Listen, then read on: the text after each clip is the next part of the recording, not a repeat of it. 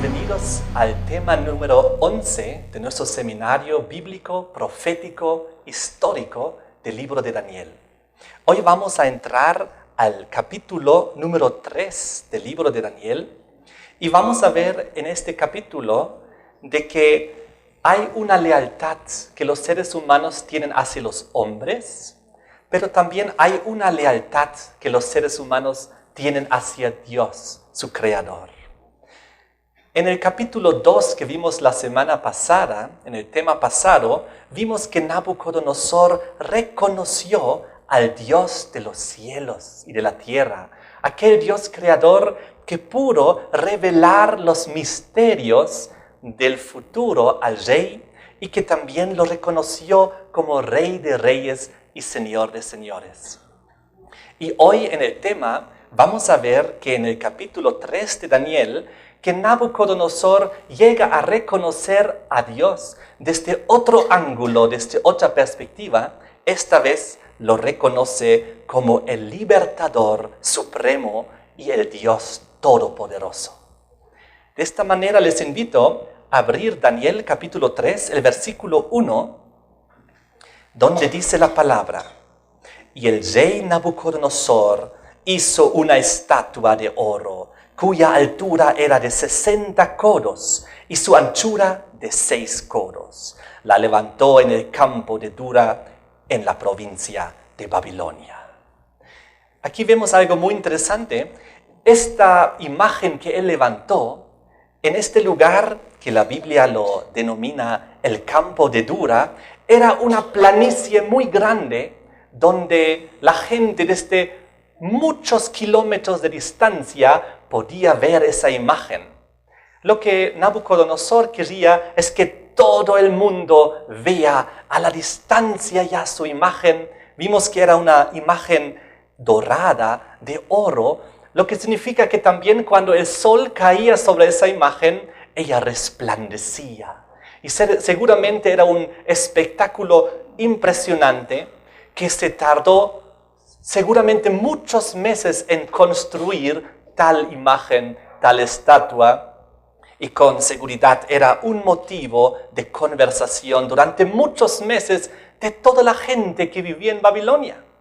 Lo que Nabucodonosor hizo aquí era algo parecido a lo que Nimrod había hecho cuando levantó la Torre de Babel. Pues cuando Nimrod levantó la Torre de Babel en Génesis 11, verso 2, recordamos que también lo hizo en una planicie para que todo el mundo de lejos lo vea. Génesis 11, versículo 2, allá en la llanura, en la tierra de Sinar, se establecieron y ahí edificaron la Torre de Babel. Y de la misma manera Nabucodonosor, ahora unos cuantos siglos después, cuando le toca a él reinar sobre Babilonia, levanta una imagen grande dorada en este lugar para que todo el mundo lo vea de lejos. Ahora aquí algo muy interesante ocurre, pues las dimensiones de esta imagen tienen unos números que nos hacen pensar inmediatamente. Dice en el versículo 1 que la altura era de 60 codos y su anchura de 6. 66, 66, eso nos hace pensar en el 666, y cuando vamos a analizar un poquito más allá, y saltamos al versículo 5 y vemos que el rey Nabucodonosor llama a los músicos para tocar en la dedicación de esta su imagen. Eran justamente 6 instrumentos que se mencionan y de esta manera realmente completamos el 666. Pues dice el versículo 5 que al oír el son de la bocina, de la flauta, del tamboril, del arpa, del salterio y de la zamponia. 6 instrumentos. Muy interesante. Volvemos al versículo 1 y analizaremos lo que pasa aquí.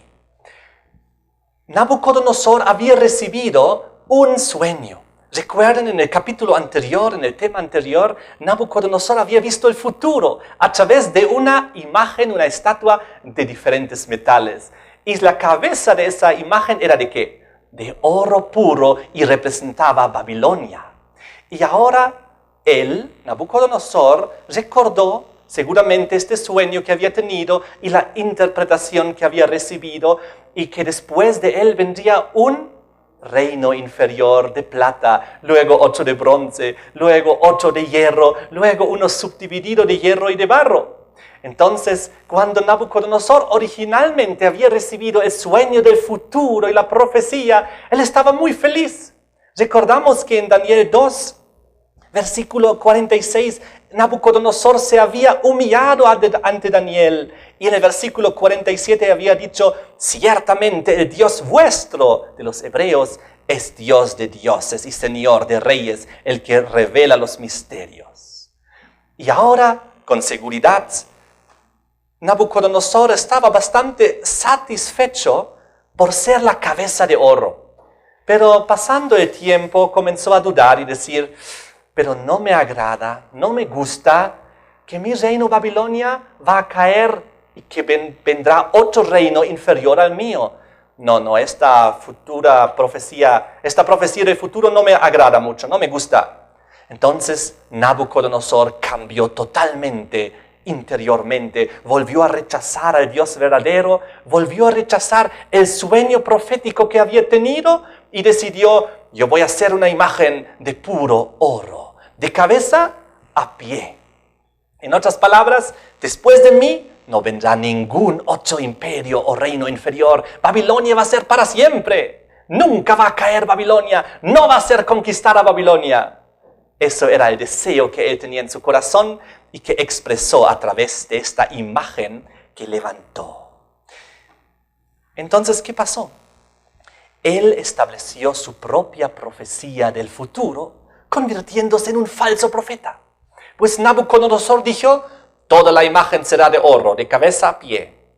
En otras palabras, yo dicto el futuro, y el futuro significa que Babilonia nunca caerá. No vendrá nunca un reino inferior al mío, sino Babilonia será eterna. Entonces esta era la nueva falsa profecía que él estaba ahora en su falsa religión babilónica queriendo imponer a la gente, a los moradores de Babilonia. Vamos a leer aquí lo que pasa en el versículo 2. Volvemos a Daniel 3, versículo 2.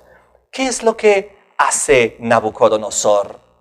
El rey Nabucodonosor envió a que se reuniesen los sátrapas, los magistrados y capitanes, oidores, tesoreros, consejeros y jueces, y todos los gobernadores de las provincias, para que viniesen a la dedicación de la estatua que el rey Nabucodonosor había levantado. Entonces él convoca a toda su gente administrativa que trabajaba de alguna manera en alguna función oficial en su gobierno de Babilonia. Y lo que él quería, los llamó a la dedicación de la estatua, y en el versículo 3 sigue: que fueron pues reunidos los sátrapas, magistrados, capitanes, oidores, tesoreros, consejeros, jueces y todos los gobernadores de las provincias a la dedicación de la estatua que el rey Nabucodonosor había levantado. Y estaban en pie delante de la estatua que había levantado el rey Nabucodonosor. Fíjense, Nabucodonosor, en oposición a la imagen que Dios le había mostrado, él levanta su propia imagen de puro oro, trae toda la gente importante, políticamente hablando, de su gobierno, de todas las provincias, a la dedicación de la estatua. Y en el versículo 4 dice: el pregonero anunciaba en alta voz: mándese a vosotros, oh pueblos, naciones y lenguas, que al oír el son de la bocina, de la flauta, del tamboril, del arpa, del salterio, de la zampoña y de todo instrumento de música, os postréis y adoréis la estatua de oro que el rey Nabucodonosor ha levantado. Oh, era una reunión muy religiosa, una reunión religiosa con un propósito de que todo el mundo, toda la administración se incline y adore la imagen de oro. En otras palabras, acepte la profecía de Nabucodonosor, la falsa profecía babilónica, de que Babilonia será por siempre. El rey Nabucodonosor los quería adoctrinar a su manera y no lo hizo dándoles la posibilidad de libre albedrío. Si quieren, acepten mi versión de la profecía, y si quieren, manténganse con la versión de la profecía antigua. No, él dijo: van a aceptar mi versión de la profecía. Porque si no os postréis de rodillas y adoréis, ¿qué va a ocurrir? Dice el versículo 6. Cualquiera que no se postre y adore, inmediatamente será echado dentro de un horno de fuego ardiendo. Esto era muy serio. Pues él sabía muy bien, la gente de Babilonia, en el capítulo anterior, capítulo 2, todo Babilonia se había enterado del sueño del rey y de que había una secuencia de reinos y que al final, después de la secuencia de los reinos, vendrá una piedra. Recuerden, el reino eterno de Dios, que vendrá y pondrá fin a todos los reinos terrenales. Babilonia y la gente que habitaba ahí conocía el verdadero sueño y la verdadera interpretación bíblica, profética de Dios. Y ahora Nabucodonosor quería dedicarse a que su población renuncie a esa visión, a ese sueño verdadero del futuro y acepte una nueva forma de pensar y bajo amenaza de muerte. Entonces, por eso trajo todos los líderes políticos para que ellos se consagren a esa nueva forma de ver el futuro y obviamente retornen a sus lugares para transmitirlo a todas las masas y a todas las personas que ellos representaban y sobre los cuales ellos tenían influencia. Entonces, él los convoca a todos y hace básicamente, seguramente había banquetes, desfiles y todo un montón de movimientos, despliegues militares, música, muchos músicos con sus instrumentos. Y de esta manera, en Babilonia, lo que el rey Nabucodonosor quería hacer era unificar la religión con la política, el gobierno con el Estado. Y en realidad, Nabucodonosor mismo representaba en sí mismo el mandato político como también religioso, porque él dictó aquí una ley religiosa, y la ley religiosa era: hay que adorar esta imagen, y si no, a la muerte. Era una situación muy difícil. Lo que pasó fue que Nabucodonosor era una persona muy religiosa, y Babilonia era sumamente religiosa también. Los historiadores cuentan que había decenas de templos en Babilonia. Ellos adoraban a decenas de diferentes dioses y divinidades y tenían muchas imágenes y ídolos para diferentes dioses. Y no había ningún problema que uno creyese en un dios, el otro creyese en el otro dios. Y cuando todos llegaron a la reunión de la dedicación de esta gran estatua, todos decían: yo venero a otra divinidad, a otro dios, pero no importa, a este más lo voy a adorar, porque ellos adoraban a diversos dioses, no había problema para ellos. Pero era un gran reto para ¿quiénes? Para los hebreos, para los hijos de Dios en Babilonia. Pues ellos habían sido instruidos por Dios de tener solo un Dios y adorar solo a un Dios, el creador de los cielos y de la tierra, según lo que ellos recibieron, los 10 mandamientos, aquí en Éxodo capítulo 20, donde en el versículo 4 y 5, en el segundo mandamiento, Dios había dicho: no te harás imagen, ninguna semejanza de lo que esté arriba en el cielo, ni abajo en la tierra, ni en las aguas debajo de la tierra. No te inclinarás a ellas, ni las honrarás, porque yo soy tu Dios fuerte, celoso, que visito la maldad de los padres sobre los hijos. Tremendo. Entonces, ellos sabían desde niños, fueron instruidos: solo hay un Dios verdadero, el que creó el cielo y la tierra. A Él nomás tenemos que adorar. Ahora, ¿qué haremos? ¿Qué situación tan difícil? Ellos estaban en Babilonia. Recuerdan que Israel había sido conquistada por los babilónicos y habían sido llevados cautivos allá, más como 10,000 personas, entre los cuales estaban Daniel y sus amigos. Y Dios inclusive había predicho de que ellos iban a estar en esta situación difícil. Busquen conmigo Deuteronomio, capítulo 28.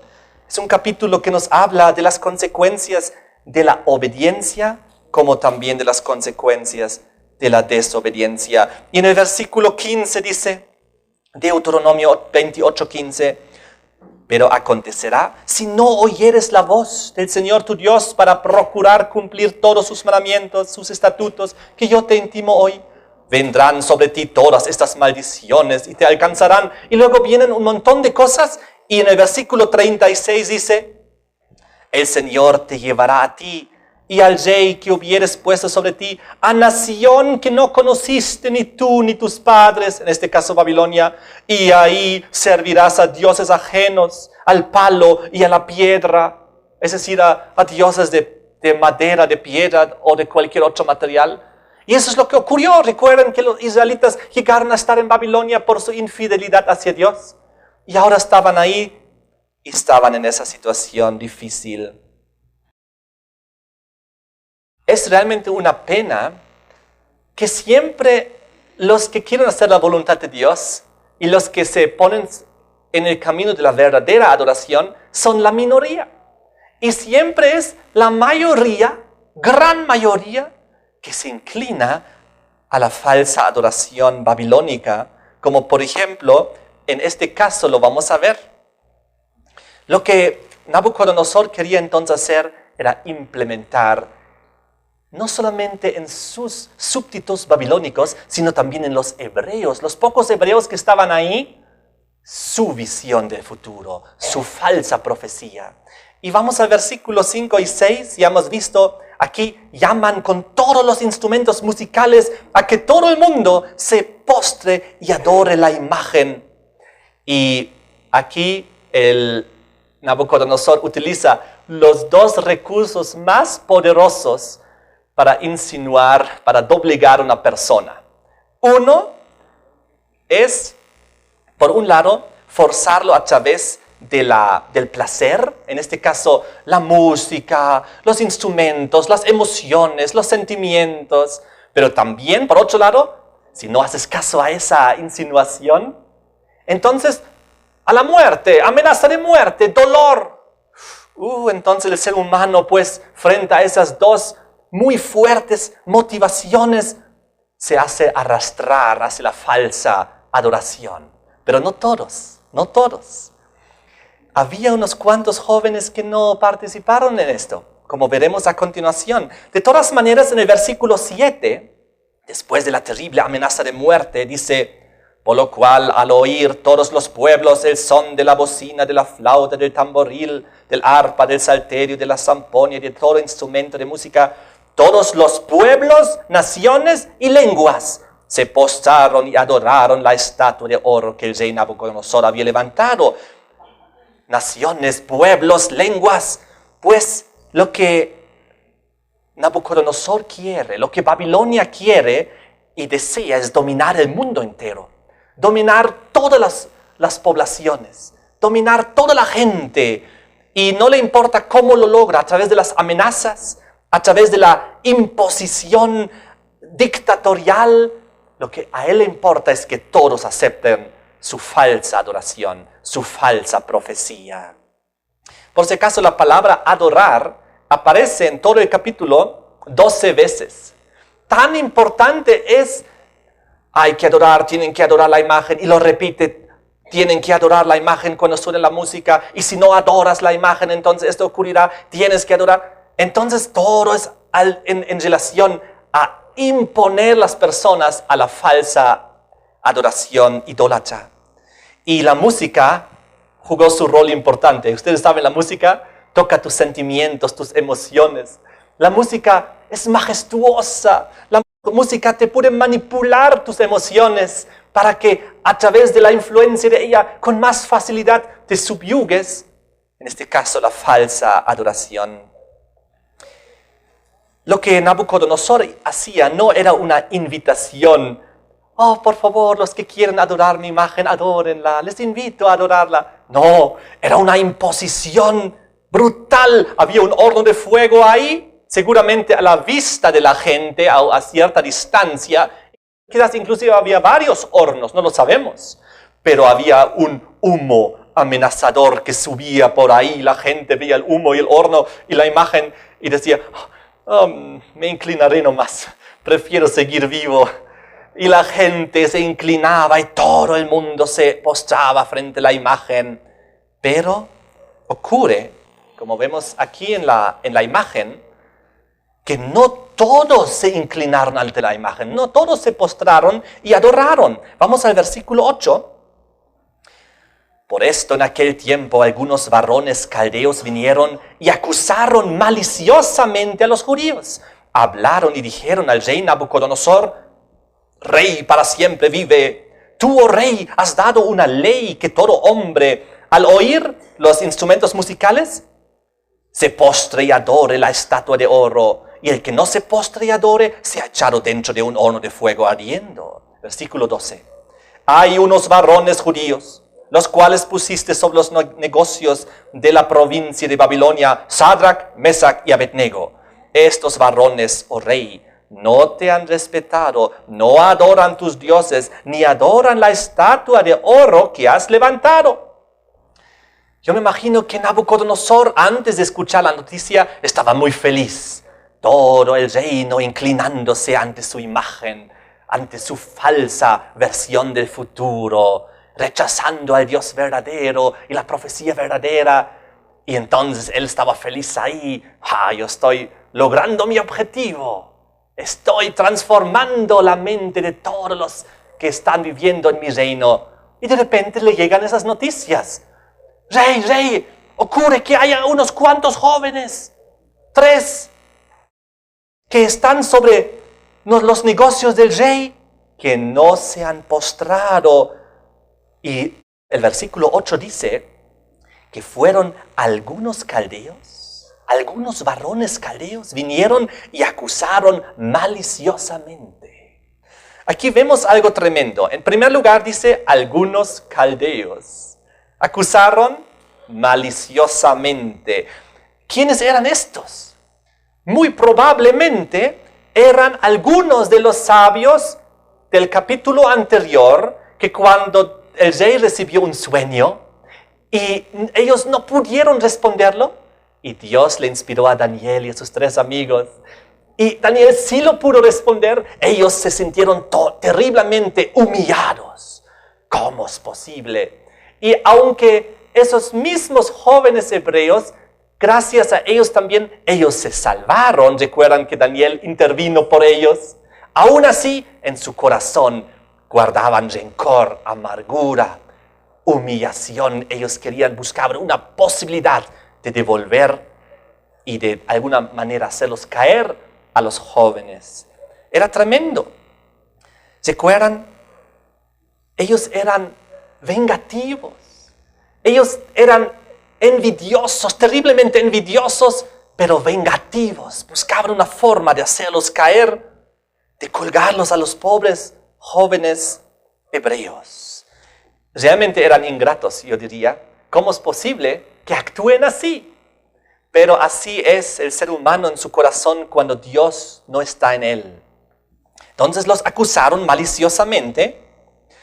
Y no solamente los jóvenes hebreos no participaban en la adoración de esta imagen, ellos nunca participaban en nada de la religión babilónica. Porque cuando ellos le hablan al rey, en el versículo 12, dicen al final: no te han respetado, no adoran tus dioses. No se trataba solamente de este ídolo. Se trataban de que los hebreos rechazaban la religión babilónica y se mantenían fieles a sus principios del Dios verdadero. Entonces, ellos los acusaron de traidores. Los acusaron de que estaban ellos en deslealtad hacia el rey de Babilonia. Y era una situación muy peligrosa. Ellos comenzaron a influenciar maliciosamente en la cabeza, en los pensamientos del rey Nabucodonosor. Ellos lo manipularon, su ego de Nabucodonosor, su egoísmo, su orgullo. Fíjense cómo lo hicieron. En el versículo 12 dicen, al final: estos varones, oh rey, no te han respetado.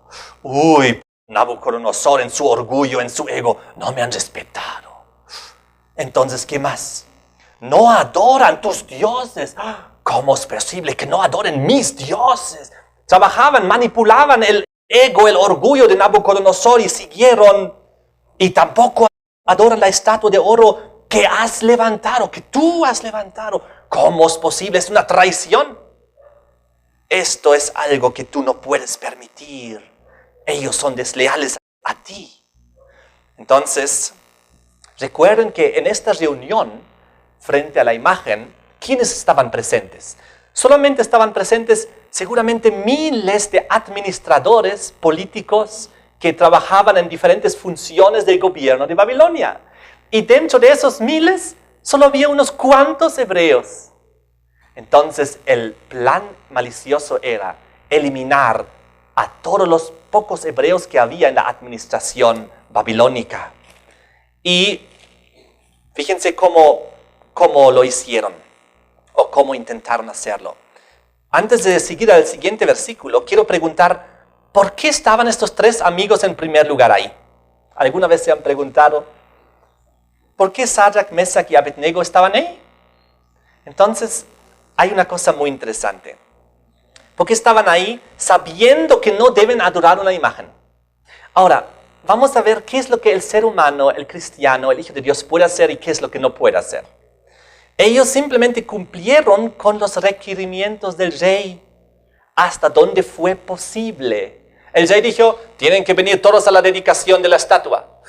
Muy bien, eso sí podían cumplir y fueron y estaban pues ahí presentes, seguramente estaban viendo, hablando entre sí, qué pena lo que está ocurriendo aquí.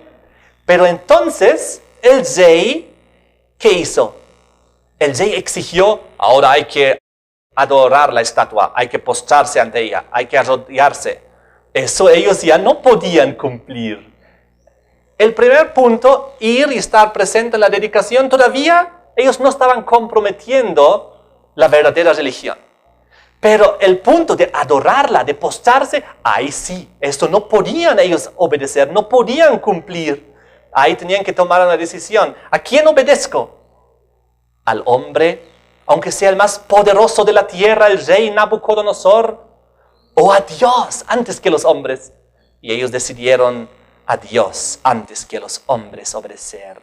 Versículo 13 sigue diciendo, entonces Nabucodonosor dijo con ira, con enojo, que trajesen a Sadrach, Mesach y Abednego. Al instante fueron traídos estos varones delante del rey.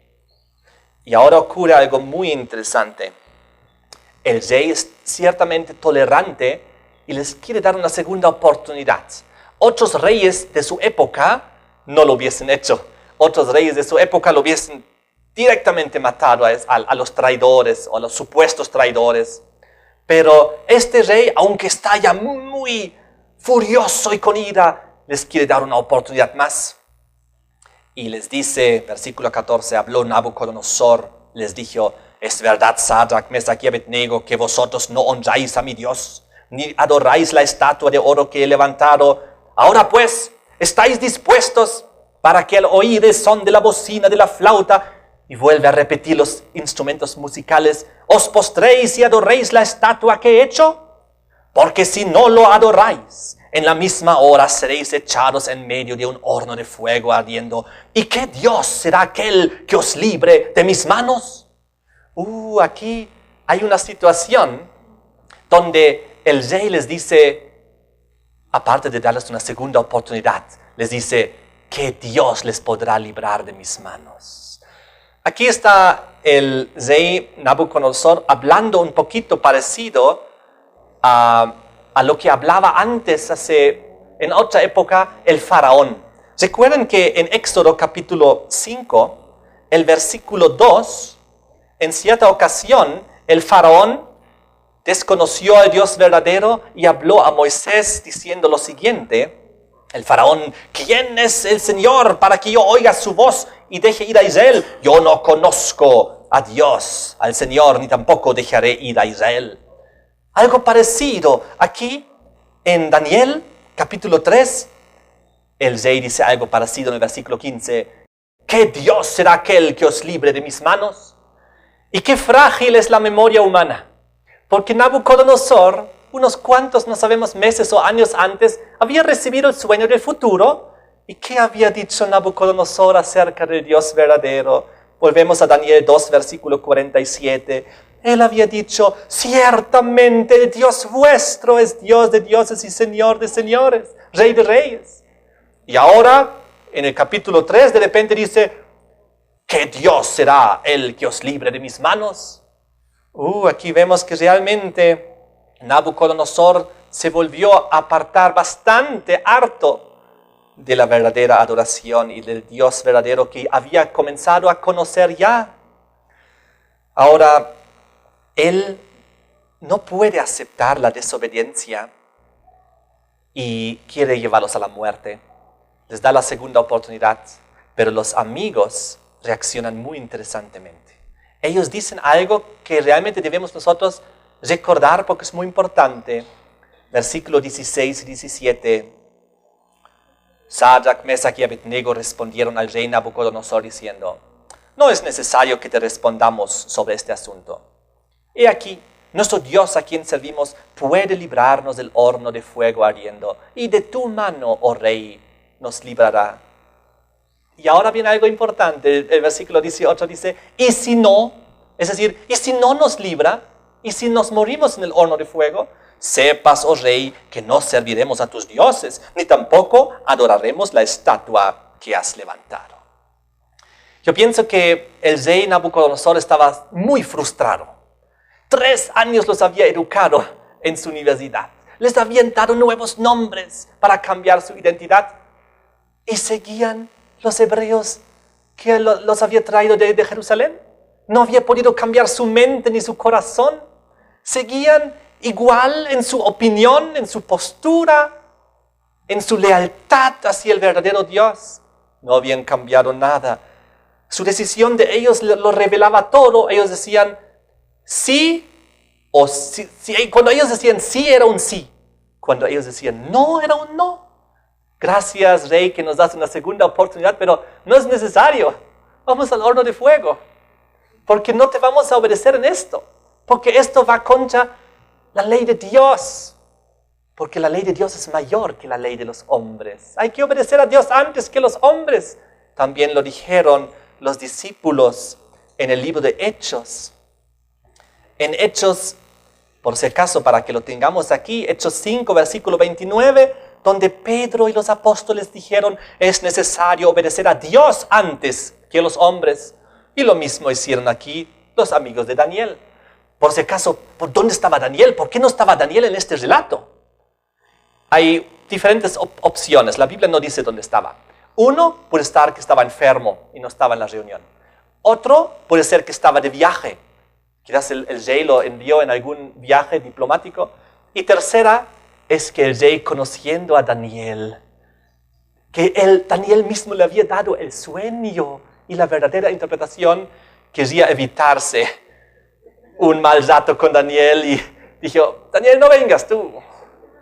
No lo sabemos, pero Daniel no estaba. Pero sí sabemos que Daniel siguió leal y fiel, porque en el capítulo siguiente, capítulo 6, ahí nos habla de que Daniel estaba en el foso de los leones. ¿Se recuerdan? Por la lealtad hacia Dios. Así que no sabemos la razón exacta por qué no estaba Daniel, pero sabemos que Daniel, si hubiese estado presente, igual hubiese estado de pie y le hubiese metido al horno de fuego. Eso sí sabemos. Entonces, en juego en esta situación estaba ahora la reputación de Dios mismo. Porque los 3 jóvenes fieles estaban de pie, todo Babilonia de rodillas frente a la imagen, y el rey embriagado de su poder ilimitado. Él podía dominar todo el mundo, pero no podía dominar a esos 3 jóvenes.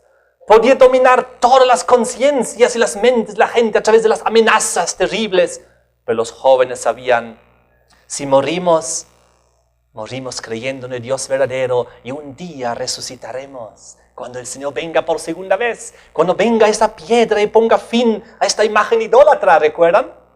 Entonces ellos estaban en ese sentido tranquilos, según más o menos lo que dice Apocalipsis 2, donde nos da un ejemplo muy interesante respecto a esto. Apocalipsis 2, versículo 10, donde dice, no temas en nada lo que vas a padecer. Y aquí el diablo echará a algunos de vosotros en la cárcel para que seáis probados, tendréis tribulación. Pero dice, sé fiel hasta la muerte y yo te daré la corona de la vida. Ellos conocían esto también. Ellos sabían, si es que tenemos que morir, moriremos. pero no vamos a ser desobedientes hacia Dios. Y un día, cuando venga el Mesías por segunda vez, volveremos a despertar del polvo para morar en el eterno reino de Dios, donde mora la justicia. Ellos sabían esto muy bien. El rey no podía soportar su desobediencia, esta contradicción, esta falta de autoridad frente a todo el mundo que estaba observando la situación. Tenía una ira irracional y perdió finalmente su cordura. Y lo que dijo era lo siguiente, versículo siguiente. Él dice en el versículo 19, entonces Nabucodonosor se llenó de ira, se demudó el aspecto de su rostro contra Sadrach, Mesach y Abednego, ordenó que el horno se calentare 7 veces más de lo acostumbrado.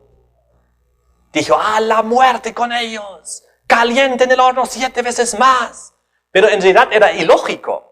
Si quería hacerles un daño mayor, debería haber dicho, bajen la temperatura para que sufran más tiempo en el fuego lento. Porque al decir, calienten el horno 7 veces más, en realidad iban a morir mucho más rápido. Así que era irracional lo que estaba diciendo el rey, pero simplemente los enviaba a la muerte. Y era tan caliente que la Biblia dice en el versículo 22 al final, que el fuego mató a aquellos que habían alzado a Sadrach, Mesach y Abednego. Los que los llevaron a su muerte, los soldados que los metieron al horno, murieron, aunque ellos no estaban en el horno. Tal magnitud de fuerza y de fuego y de calor había. Pero, ¿qué es lo que pasa a continuación? Versículo 20. ¿Qué ganó el rey con su furia? Mandó a sus hombres muy vigorosos que tenían su ejército, guerreros que no tenían miedo, inclusive fueron a la muerte para echar a los muchachos al fuego, que atasen a Sadrach, Mesach y Abednego para echarlos en el horno de fuego ardiendo. Vamos a ver esta imagen, cómo Nabucodonosor está viendo a los muchachos en el fuego. Entonces estos varones fueron atados con sus mantos, sus calzas, sus turbantes, sus vestidos, fueron echados dentro del horno de fuego ardiendo. Y como la orden del rey era apremiante, lo habían calentado mucho. La llama de fuego mató a aquellos que habían alzado a Sadrach, Mesach y Abednego. Y entonces esos 3 varones, Sadrach, Mesach y Abednego, cayeron atados dentro del horno de fuego ardiendo. Ellos no sabían qué iba a pasar, no sabían si iban a morir o si Dios quizás iba a intervenir milagrosamente. Simplemente dejaron su destino en las manos de Dios. Ellos sabían, como le habían dicho al rey, Dios puede librarnos. Y si no, igual nosotros no vamos a adorar la imagen. Entonces, ¿qué pasó? ¿Qué ganó el rey con su furia? No ganó nada. Pero mucho es lo que ganó la verdad. Al calentarse 7 veces más el horno, el milagro que ocurrió fue mucho mayor, mucho más obvio y espectacular, como si hubiese sido un fuego normal. Porque en ese fuego intenso, imposible de soportar, ¿qué pasó? Estaban caminando felices los muchachos, dice la Biblia. Vamos a ver a continuación. Lo único que se quemó fueron sus cuerdas que los estaban atando. El rey vio eso, no lo podía creer. Se dio cuenta, aquí hay intervención divina, esto es sobrehumano, no puede ocurrir. Que ellos caminen felices en el fuego y lo único que se haya quemado las cuerdas. Dios está actuando en su favor de esos muchachos. Entonces, ellos caminaban en el fuego y no salieron por si acaso. Feliz caminaban en el fuego. Quizás nosotros hubiésemos estado ahí en el fuego. No me estoy quemando rápido, voy a salir.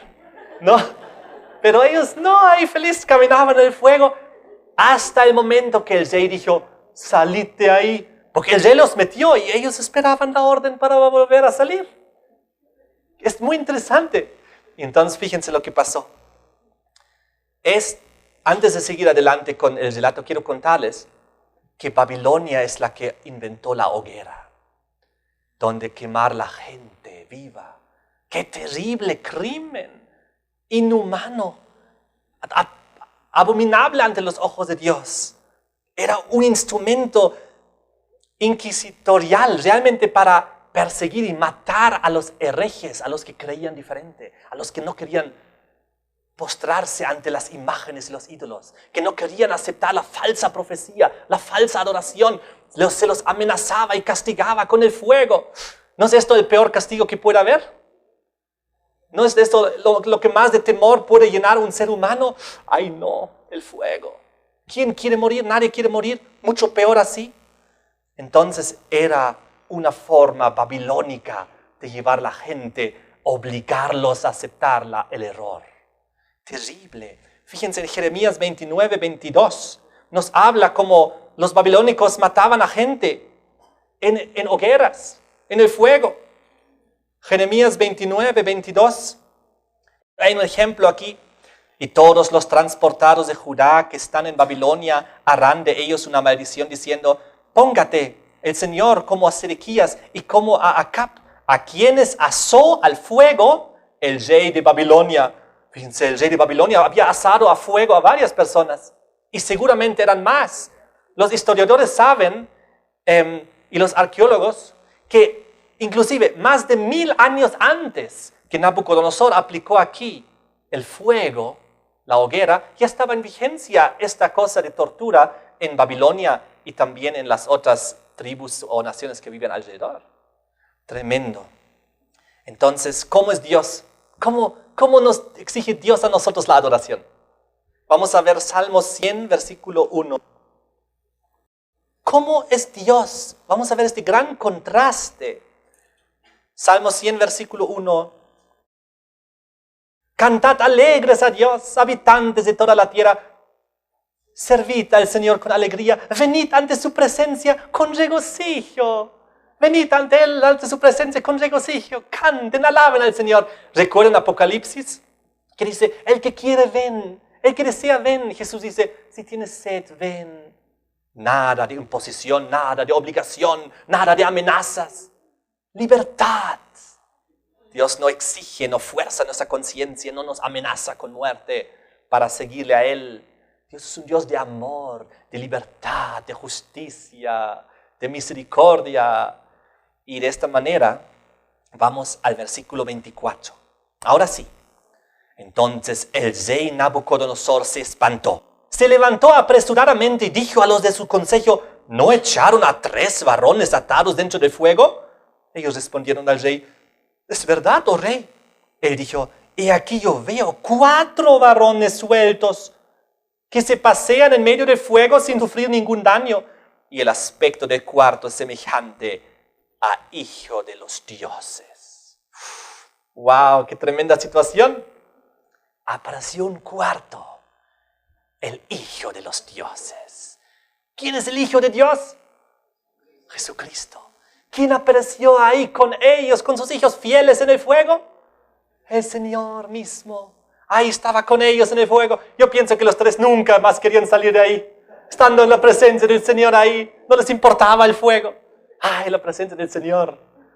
Pero luego el Señor se fue otra vez y los 3 tuvieron que salir otra vez del horno.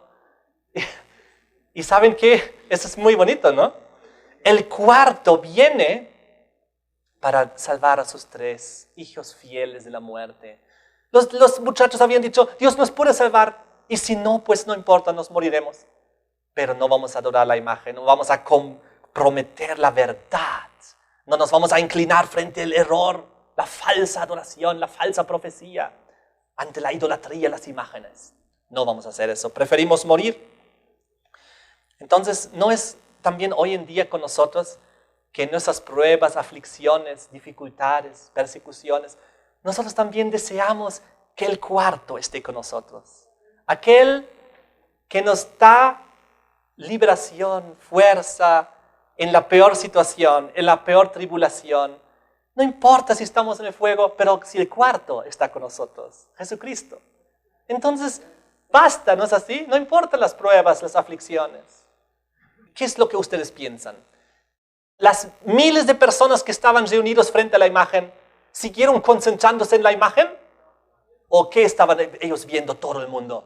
El horno, el fuego, los 3 muchachos y al Señor ahí con ellos. La imagen ya quedó olvidada, ya no importaba. Ahora otra vez la verdad estaba tomando control. El milagro que Dios hacía aquí. Fíjense lo que dice en Isaías 43, versículo 2. Isaías 43, versículo 2. Cuando pases por las aguas, yo estaré contigo, dice Dios. Y si pasas por los ríos, no te anegarán. Cuando pases por el fuego, no te quemarás, ni la llama arderá en ti. Dios, protección divina que necesitamos el ser humano, sobre todo en el tiempo del fin. Y fue vindicado finalmente la verdad.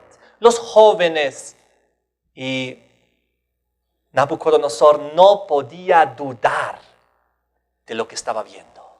Nabucodonosor nuevamente pudo reconocer al Dios verdadero, tal como ya lo había hecho una vez. Volvió a reconocerlo. Y hay una cosa muy interesante aquí. En aquella época de Babilonia, eso es importante. Cada nación tenía sus dioses, sus divinidades paganas.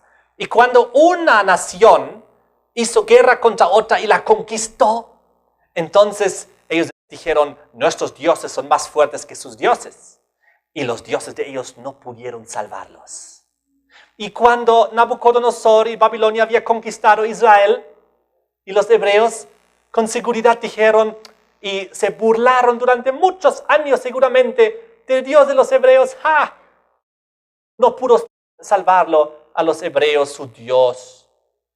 Y entonces ahora Nabucodonosor se da cuenta de una cosa.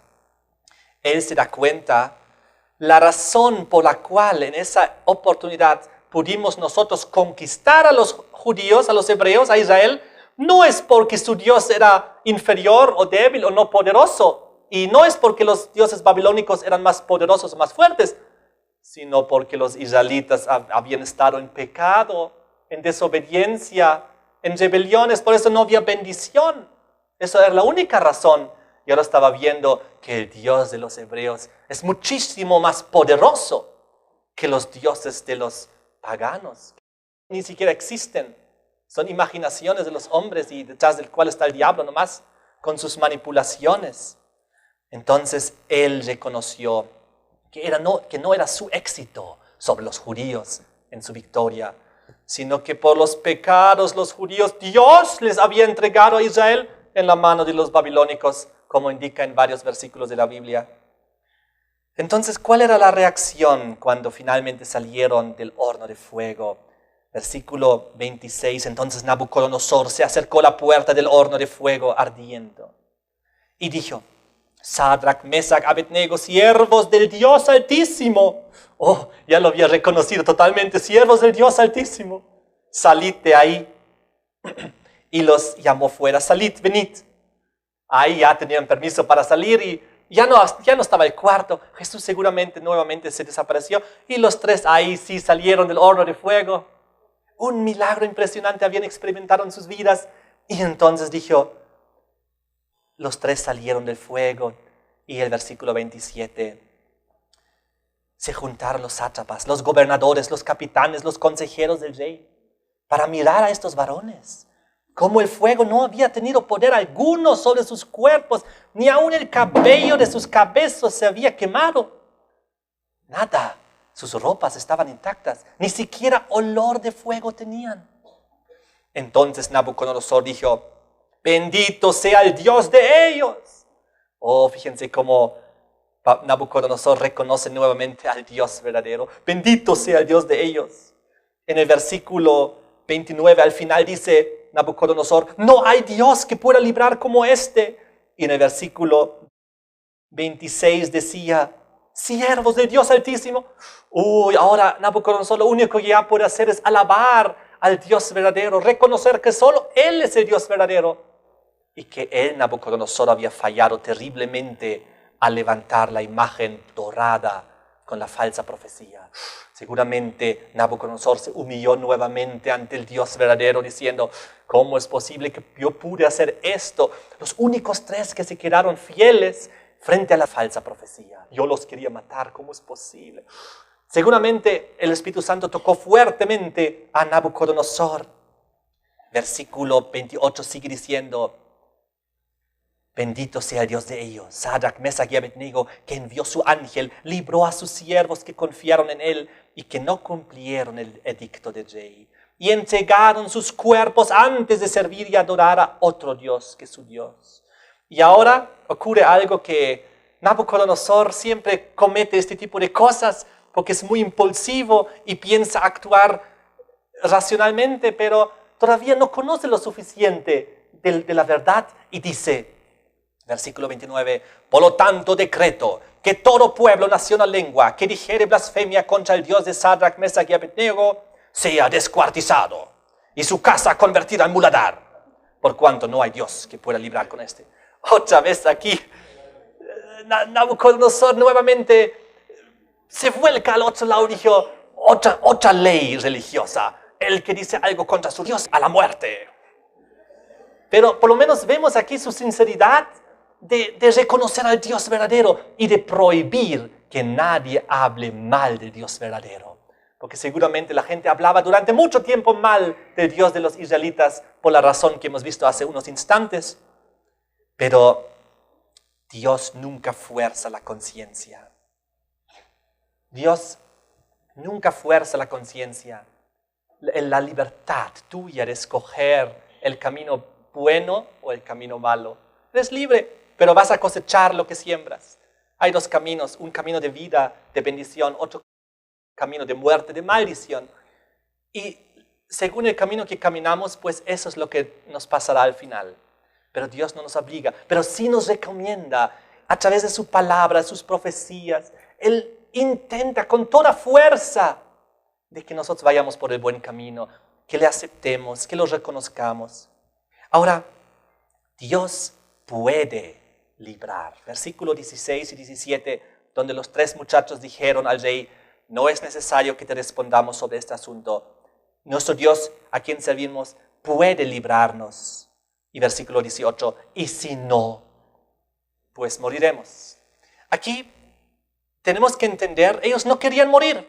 Claro que no querían morir. ¿Quién quiere morir? Nadie quiere morir. Ellos recordaban, pero que Dios lo puede hacer. Ellos recordaron, Dios libró a Israel de Egipto, hizo derramar 10 plagas, sacó al pueblo, abrió el mar, destruyó el ejército de los egipcios. Ellos recordaron muchas cosas del pasado. Recordaron lo que está escrito en Isaías 37, cómo Dios libró a Jerusalén de los asirios. Recordaron cómo Dios sí puede librar. Pero ellos estaban muy conscientes que Dios también puede permitir que el ser humano muera, el ser humano fiel muera. Por ejemplo, como ocurrió unos pocos años antes con el profeta Urías. El profeta Urías predicaba los crímenes del rey Joaquín. Entonces, ¿qué pasó? Dios permitió que sea ejecutado. Jeremías 26 nos revela esta historia. Así que Dios no siempre obligatoriamente interviene y salva milagrosamente. Jeremías 26, del 20 al 23, nos habla aquí del profeta Urías que predicaba los crímenes del rey Joacim. Pero entonces él lamentablemente fue muerto, versículo 23. Los cuales sacaron a Urías de Egipto y lo trajeron al rey Joaquim, el cual lo mató a espada y echó su cuerpo en los sepulcros del vulgo. Así que Daniel y sus amigos sabían, él puede librarnos, pero no tiene que hacerlo. Si no lo hace, pues moriremos de mártires, pero no vamos a adorar la estatua. Lo mismo ocurrió con Jesús en el Getsemaní, Mateo capítulo 26. Busquen conmigo, Mateo 26, versículo 39. En la oración de Jesús, donde él decía, yendo un poco adelante, se postró Jesús sobre su rostro, orando y diciendo, Padre mío, si es posible, pase de mí esta copa, pero no sea como yo quiera, sino como tú quieras. ¿Y cuál fue la voluntad de Dios? La respuesta fue el Calvario. Jesús murió. Jesús no quería morir tampoco, pero se entregó la decisión en las manos de su Padre. Y sabía él y sabía su Padre que Cristo tenía que morir para que nosotros tengamos una oportunidad de salvación, para que haya un sustituto para nuestro pecado, para nuestra desobediencia y rebelión. Y por eso permitió que muera. Así que Dios a veces permite esto como un testimonio. Y quiero terminar contándoles una pequeña historia para que ustedes sepan que estos milagros no solamente ocurrieron hace 2600 años atrás en Babilonia, sino que hasta el día de hoy Dios puede hacer estos milagros impresionantes y rescatar a sus hijos. Quiero contarles la pequeña historia del soldado Desmond II. Alguien de ustedes quizás escuchó de él. Era un cristiano convertido, adventista, que desde su niñez él había sido educado en los mandamientos de Dios, guardaba fielmente sus mandamientos, su día de reposo también, su santo sábado. Entonces él era un enfermero y él dijo, era la Segunda Guerra Mundial, él dijo, yo iré también, pero no con armas. Yo iré a ayudar, a salvar a los heridos. No voy a matar a nadie, voy a salvar a los heridos. Y fue. Y entonces él fue a la guerra, Segunda Guerra Mundial, llegó a Okinawa, una de las islas en el Pacífico de Japón, y ahí se desarrolló una terrible guerra. Y el 5 de mayo de 1945 ocurrió lo siguiente. Antes quiero decirles que él desde el primer día que entró en el batallón, él se dedicó a orar de rodillas en su cama. ¿Y qué hacían sus compañeros los soldados? Le lanzaron sus botas, se ridiculizaban de él. Pero él siguió cada día orando, haciendo su culto y dedicándose a Dios. Y el 5 de mayo de 1945, 200 hombres quedaban de su batallón y él era el único camillero, enfermero de la unidad. Y tuvieron que tomar una colina de 20 metros y los japoneses también querían tomar la misma y los japoneses llegaron antes y eran cientos de ellos y los comenzaron a disparar sus 200 hombres y en pocos minutos 100 habían muerto y los demás casi todos estaban heridos en el piso. Y él se dedicó a sacar los heridos. Uno por uno, tardó horas sacando un herido tras otro. Sacó 75 heridos. Recibió del gobierno de Estados Unidos la más grande decoración que un soldado que no usa la arma puede recibir en la historia de Estados Unidos. ¿Y qué pasó? Sacó 75 hombres durante varias horas y cientos de japoneses disparándole.